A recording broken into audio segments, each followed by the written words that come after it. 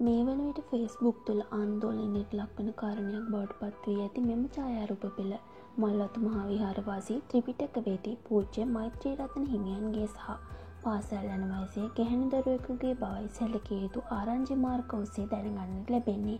ඒ අනුව බුද්ධ ශාසනය තුළ බෞද්ධ ලෙස උපදලද ඔබට මට මෙවැනි සිදුවීම් අනුමත කළ හැකිද? ඔබේ වටිනා අදහස පහලින් කමෙන්ට් කරන්න. විජේ ටීවී අපිව ලයික් කරන්න, සබ්ස්ක්‍රයිබ් කරන්න.